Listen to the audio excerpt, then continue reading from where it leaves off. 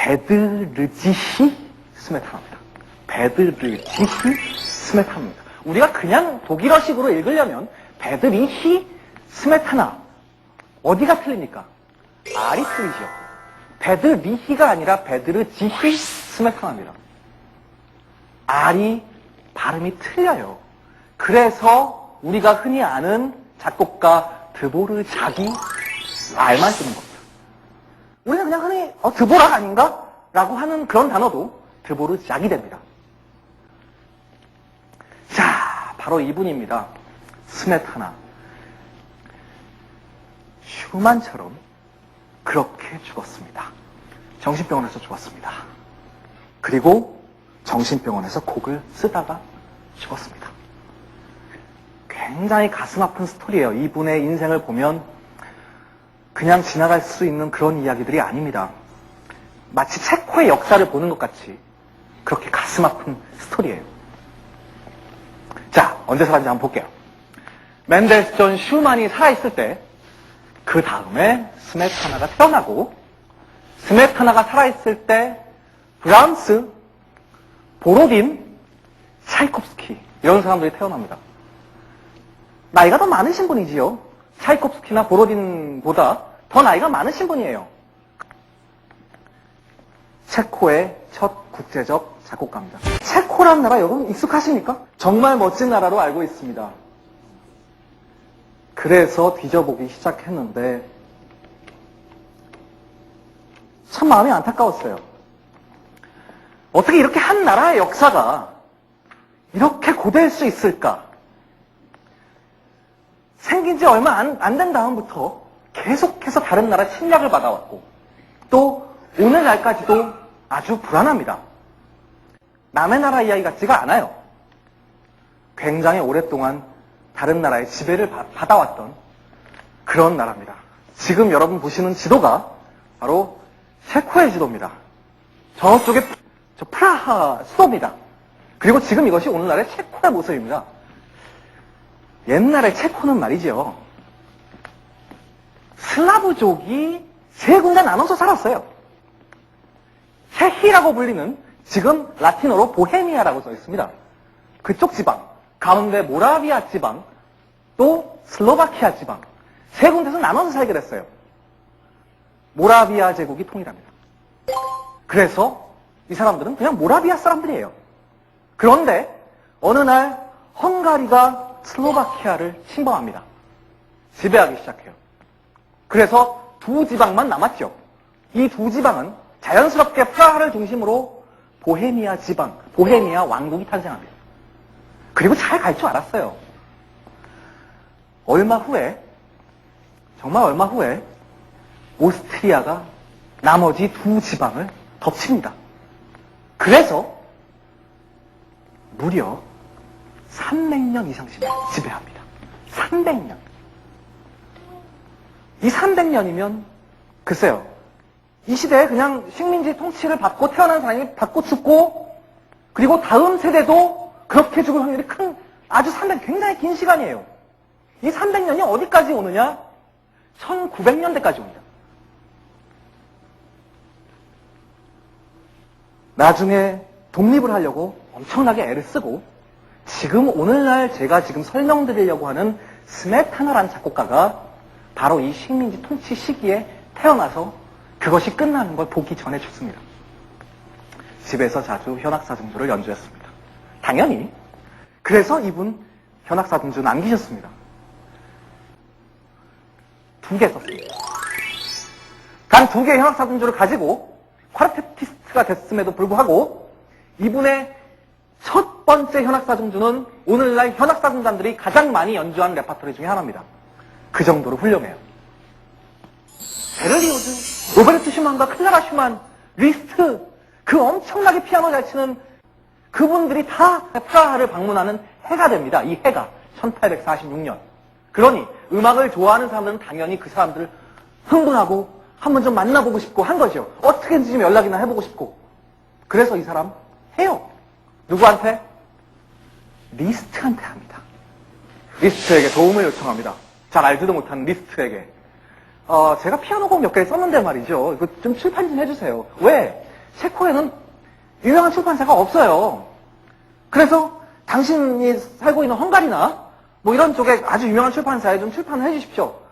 당연히 리스트는 출판사에 소개를 시켜줬어요. 그래서 독일에서 유명한 출판사에서 이 사람 피아노 소품집이 출판이 됩니다. 이것이 외국으로 나가는 시작이었어요. 리스트를 평생 존경하게 됩니다. 평생 존경하게 됩니다. 1848년이 됐습니다. 오스트리아 혁명에 가담합니다. 지금 무려 300년 동안 오스트리아가 지배하고 있습니다. 당연히 어느 나라가 민족운동을 안 하겠습니까? 엄청난 분위기죠. 거기에 이 사람은 가만히 있지 않고 혁명에 가담을 했어요. 실패. 성공했으면 또 엄청난 또 한 자리를 했을 수도 있지요. 뭐 국립극장, 극장장이나 뭐 이런 거 했을 수도 있습니다. 아직은 그렇지 못해요. 안 죽은 게 어디예요? 오랜 청원 끝에 결혼합니다. 이 사람도 오랜 청원 끝에 결혼에 성공했어요. 아직까지 굉장히 행복합니다. 그렇죠. 리스트라는 사람이 출판도 해주고 청원도 성공했습니다. 바그너의 오페라를 접합니다. 이 사람 나라에만 있지 않았습니다. 체코라는 분위기가 지금 무슨 음악을 할 분위기도 아니고 또 음악의 중심지는 따로 있었어요. 스웨덴이나 뭐 이런 곳에 돌아다니다가 바그너 오페라를 본 거예요. 지금 들으시는 곡은 바그너 타노이자 소곡이에요. 엄청나게 웅장하죠. 그래서 이 사람의 음악을 들으면 딱 두 가지로 갈리는 겁니다. 와, 웅장해. 어떻게 저렇게 웅장할 수 있을까? 또 한 사람 쪽은 너무 시끄럽다. 나 못 듣겠다. 음악이 막 이렇게 저렇게 효과만 주느냐? 그래서 당연히 이 사람들은 브람스, 슈만파에 가서 붙는 겁니다. 스메타나는 바그너 쪽에 붙었어요. 저것이 내가 해야 될 음악인가 보다 라고 생각한 겁니다. 진보적 성향에 심취했습니다. 진보적 성향. 나는 이제 진보다. 여러분, 진보와 보수가 어디서 갈리는지 아십니까? 어렸을 때 갈려요. 어렸을 때 내가 진보적으로 살아야겠다라고 생각하는 사람들은 대부분 평생을 그렇게 갑니다. 그런 경우가 많아요. 그런데 여러분 잘 보십시오.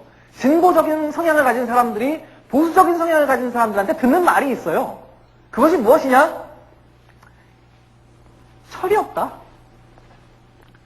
나는 어릴 때 가진 생각을 나중엔 바꿨는데 넌 바꾸지 않았다라는 거죠. 또 뭔가 이상하게 혁신적으로 곡을 쓰면 너 규칙 모르지? 라고 얘기하는 거예요. 우리가 다 만들어놓은 그런 규칙에 대해서 공부 안 하니까 새로운 게 나오는 거 아니야? 라고 하는 사람도 있습니다.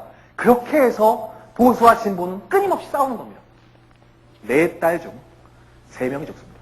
여러분, 제가 이런 얘기를 아주 옛날 이야기지 않습니까? 아주 오래전에 얘기해요. 아, 그때 뭐 다 이렇게 나면은 뭐 이렇게 위생도 안 좋고 하니까 많이 죽고 그렇게 지나갈 수 있는 얘기가 아니지 않습니까? 솔직히. 자기 4딸이 죽는다고 생각해 보십시오. 4딸 중에 3명이 그냥 죽는다고 생각해 보세요.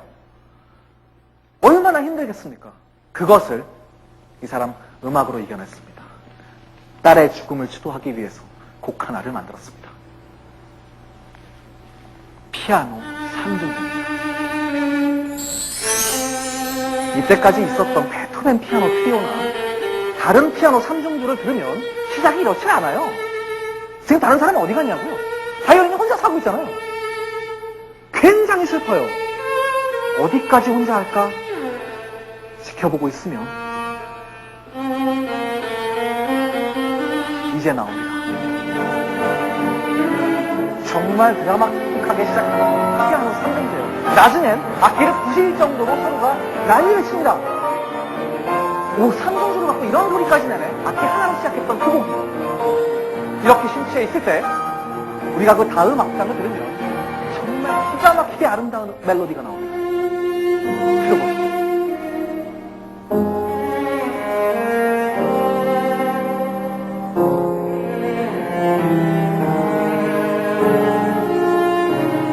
항상 좋은 멜로디가 해학교에서 한번 하면 뒤에서 또 합니다.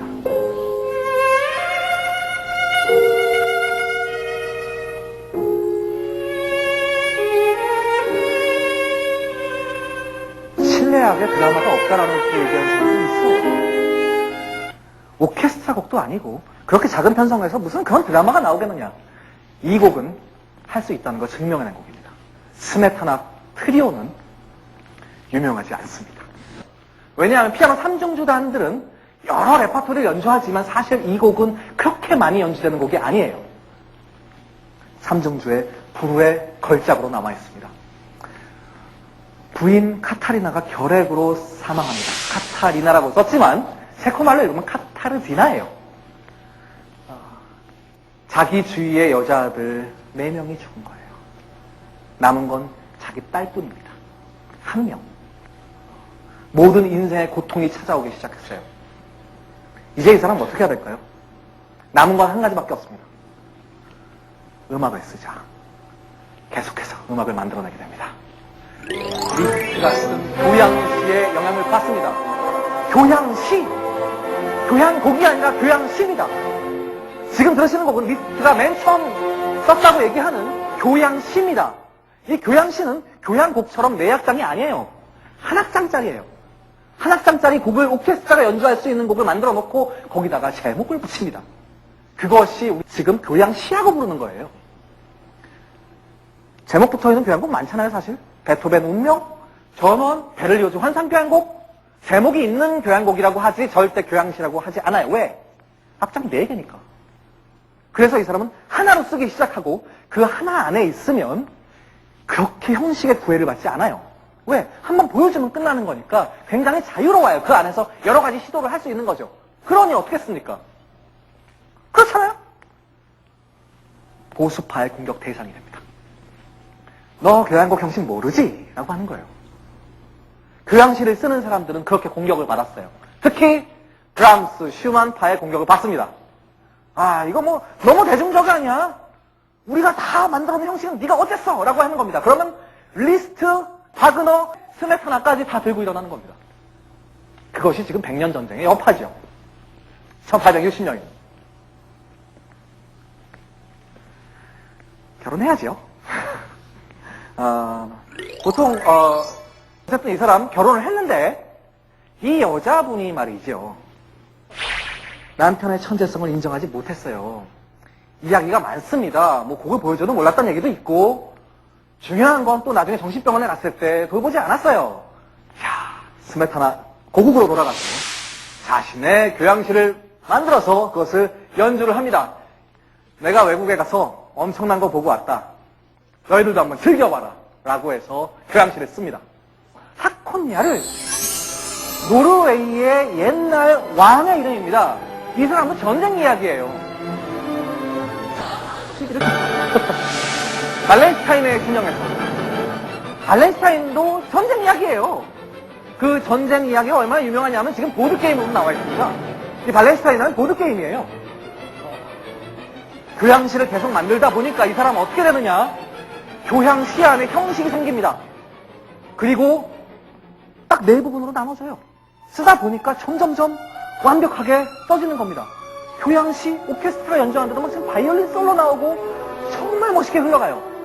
그 다음부터 이 사람은 아, 내가 오케스트라를 소재로 엄청난 곡들을 쓸 수 있겠구나라고 생각을 합니다. 숨겨진 4악장의 교향곡이라고 합니다. 아주 멋진 곡이에요. 실패했어요. 야, 우린 모차르트 같은 거 좋아해. 뭐, 어디서 뭘 보고 온 거야? 라고 얘기하는 거죠, 사람들이. 아, 이건 또 뭐야? 교향곡이 4악장도 아니고 말이야. 사람들이 인정을 안 해요. 이 사람, 혼자서 그냥 쇼한 거예요. 아직은 이른가? 내가 그럼 또 다른 걸 써야 되나? 안 그랬어요. 왜? 이 사람 진보주의자예요. 남이 이해 못한다 그러면 더 좋아하는 진보주의자예요. 계속 쓰기 시작합니다. 보헤미아의 브란덴 무르크스. 첫 번째 오페라가 나옵니다. 그런데 사람들은 이 곡이 모차르트라고 얘기를 해요. 저거는 그냥 모차르트 듣는 것 같아. 당연히 사람들은 좋아하죠. 이번에 아주 좋아합니다. 그리고 제목을 알고 싶죠. 브란덴 무르크 사람들이지만 보헤미아에 있단 말이에요. 체코예요. 오, 우리나라 소재로도 뭘 만들었네. 그런데 우리가 좋아하는 모차르트 같이 만들었단 말이에요. 오, 좋아. 성공을 합니다. 민족음악 최초의 진지한 음악으로 평가받아요. 진지한 음악. 우리가 얘기하는 클래식. 오, 저거 들어줄 만해. 러시아에서 또 그런 일이 있었죠? 차이콥스키가 그랬습니다. 차이콥스키가 뭔가 만들었을 때, 오, 우리나라에서도 좀 진지한 음악이 나오네? 라고 한 거예요. 사비나라는 사람이 아주 애국적인 대본을 썼습니다. 여러분, 영화가 성공하면 어떤 일이 일어나죠? 당연히 속편을 만들죠.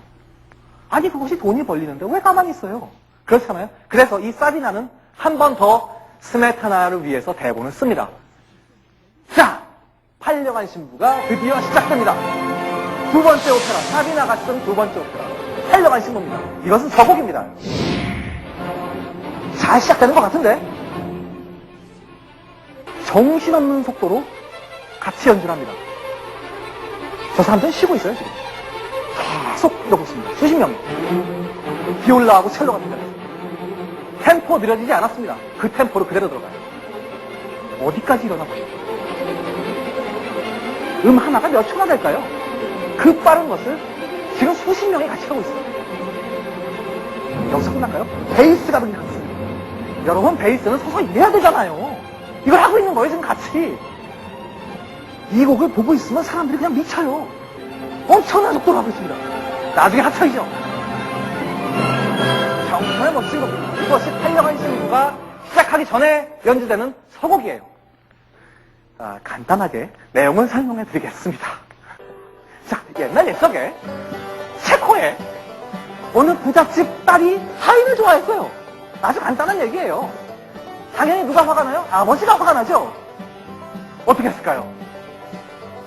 아버지는 더 부잣집, 언제나 그렇듯이 더 부잣집 아들과 결혼을 시키려고 했습니다.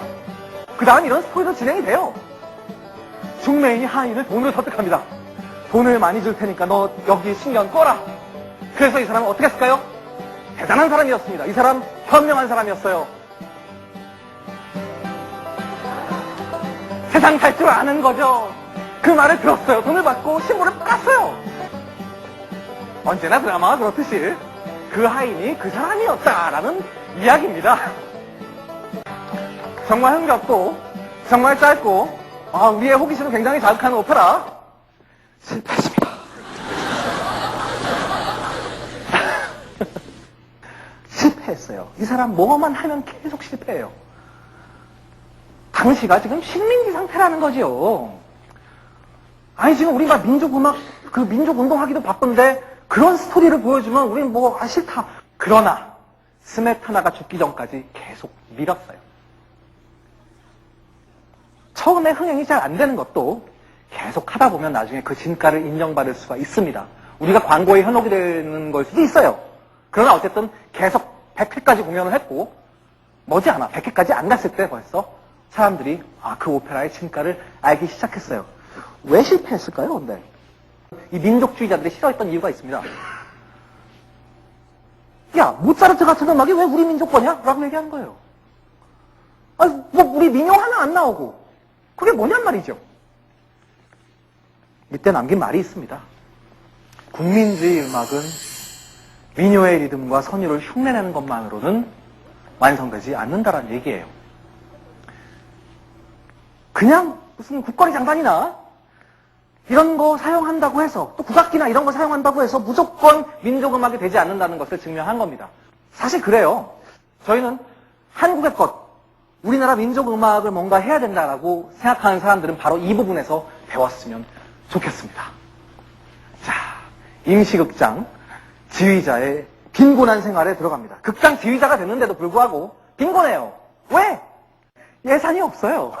이 시기에 어려운 시기였고 이 사람한테는 가족 환경이나 어떤 이런 것도 안 좋아졌지만 경제적으로 어려워지기까지 했습니다. 오케스트라 30명. 30명이 뭡니까?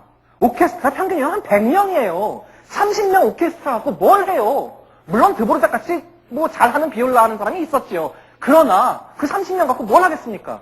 가장 중요한 건 자기가 존경하는 바그너 오페라를 못하는 거예요. 바그너 얼마나 대단합니까? 이제 오케스트라 100명, 150명 막 들어가고 악기 새로 만들고 그것도 모자라니까 오케스트라 들어가는 그 구멍을 파서 더 많이 넣고 하는 거 아닙니까? 그럼 어떻게 해요? 상승형이죠. 그렇잖아. 그래서 이 사람 어떻게 합니까? 내가 그 효과를 내보겠어라고 하는 겁니다. 자기가 만듭니다. 이것도 아까 받은 음악처럼 막 올라가죠. 막 올라갑니다.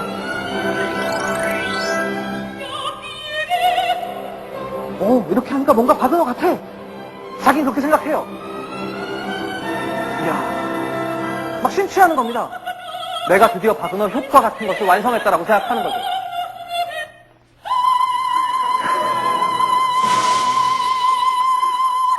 실패했어요. 사람들이 뭐라고 하겠습니까?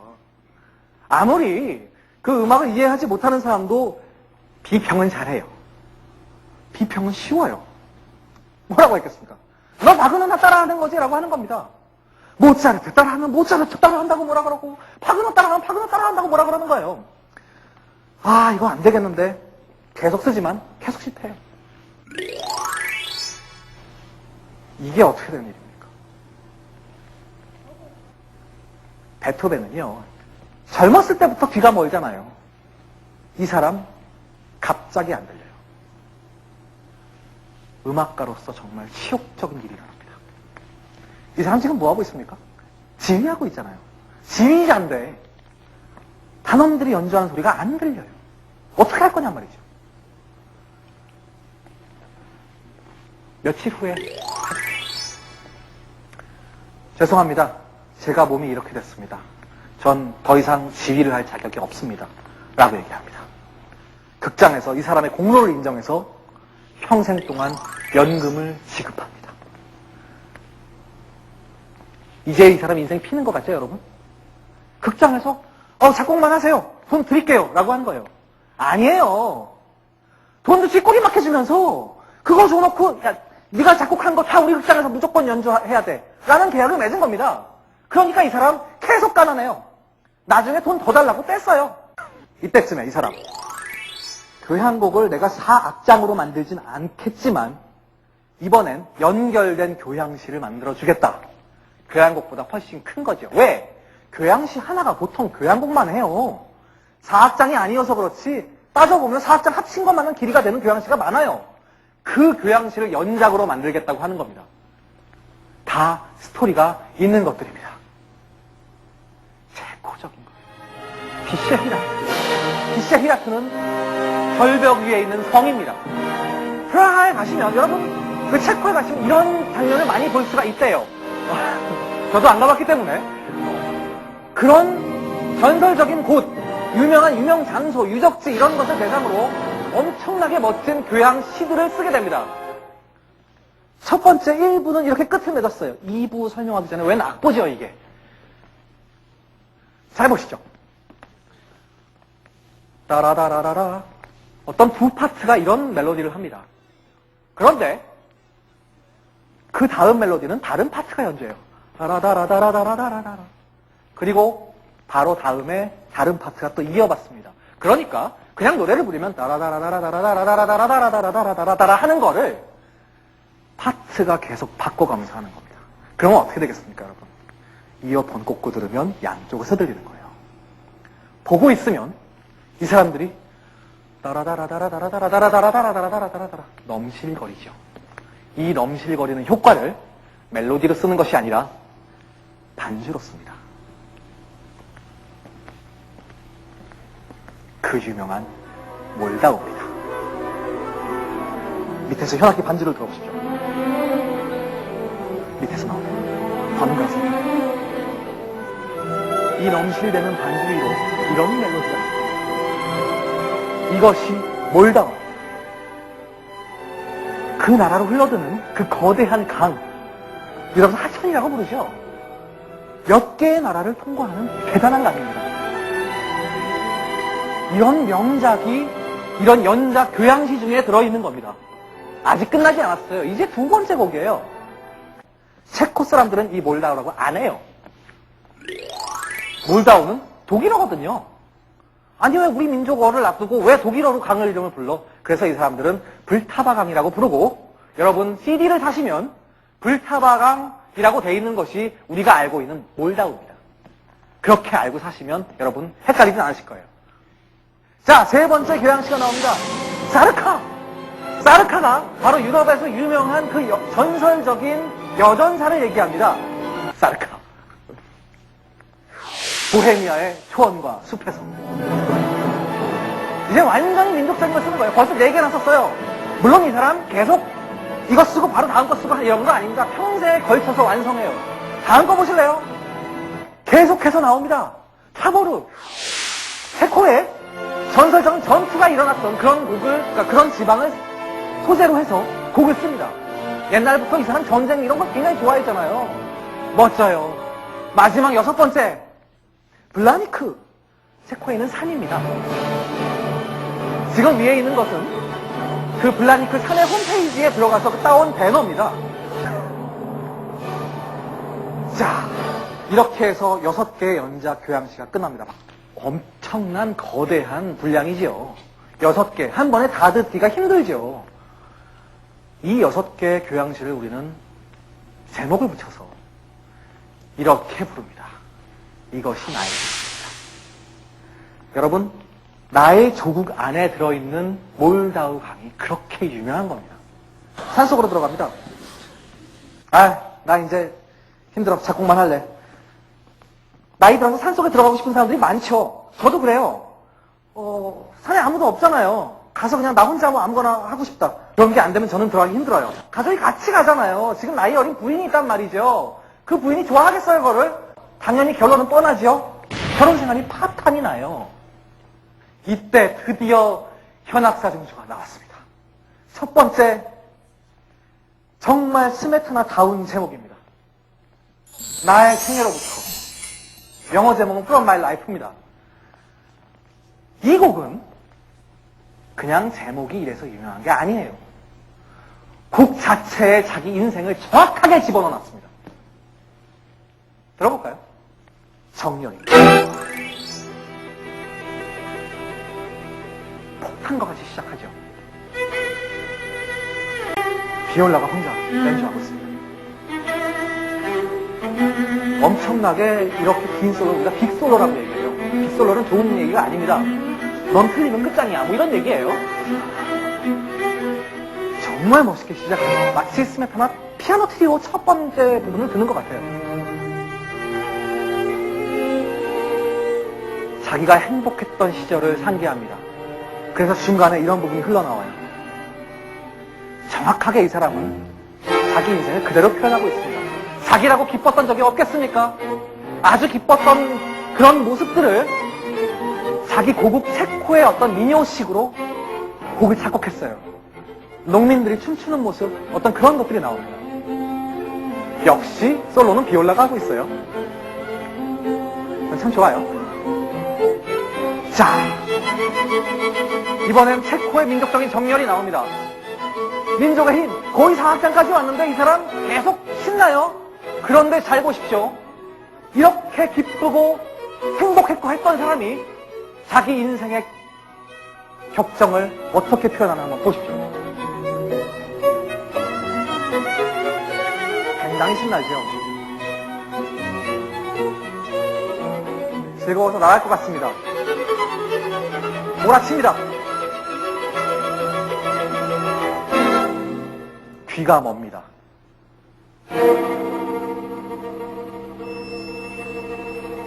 들으셨습니까?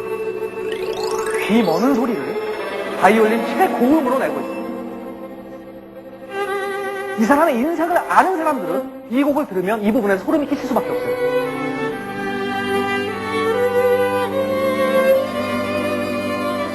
그리고 자기 좋았던 시절을 회상합니다. 그렇게 해서 이 곡은 끝이 납니다. 현악사중주를 사랑하는 사람들은 이 곡을 자기의 베스트를 꼽는 사람들이 있습니다. 그리고 아마 스메타나도 그랬을 것 같습니다. 그러나 자기는 건강이 악화되죠. 보통 사람이 한 군데가 아프면 계속 나머지가 다 아프게 돼 있어요. 원인이 같거든요. 이럴 때 나의 조국이 전체가 연주가 됩니다. 자기는 병들고 아프고 지금 정신도 몽롱하지만 자기가 그렇게 오랫동안 평생 동안 나의 생애로부터 계속 써왔던 그 연작 교향시를 다 연주하는 걸 보고 죽게 돼요. 정신병을 합니다. 부인은 찾아오지 않습니다. 그리고 이 사람은 의사가 하지 말라는 행동을 계속합니다. 의사는 첫 번째 처방을 내렸어요. 작곡하지 마라. 사형선고지요. 작곡가에게 작곡하지 말라고 하는 겁니다. 자기에게 유일한 희망인 작곡을 못하게 하는 겁니다. 그런데 이 사람 병원에서 몰래 계속 작곡을 합니다. 그것이 현악사중수 2번입니다. 이 사람의 마지막 작품이에요. 불안한 화음. 이상해요. 제가 제 주관으로만 이런 말씀 드리는 거 아니에요. 진짜 이상해요, 들으면. 뭔가 좀 혁신적이고 뭔가 자기만의 뭔가 있지 않을까? 그거조차 의심이 가요. 이해할 수 없는 구조로 되어 있습니다. 보통 악장이 여러 개면 한 악장 빨랐다, 한 악장 느렸다 뭐 이러잖아요. 전 악장이 다 빨라요. 이게 뭐냔 말이죠. 가뜩이나 짧아요. 엄청나게 짧고 이 사람 다 썼다고 굉장히 좋아했어요. 사람들이 인정을 안 했어요. 그게 뭐야? 그러나 한 사람이 극찬을 했습니다. 쉔베르크였어요. 그 나중에 12음기법 괴상한 거 만들어서 쓰는 그 무조 음악의 대가가 극찬을 했습니다. 이 사람이니까 아마 극찬했을 것 같아요. 계시적인 작품이다. 모르겠습니다. 저는 아직까지도 그 말을 믿지 못하겠어요. 수많은 작곡가들이 이 곡을 인정하지 않습니다. 그리고 이 사람의 역작은 스메타나 현악사중수 1번이라고만 얘기하는 사람들이 많습니다. 스메타나가 죽었습니다. 어려운 삶을 살고 체코에서 첫 번째로 국제적인 음악가라는 명성을 쌓고 자기 인생은 오히려 더 힘들게 살았습니다.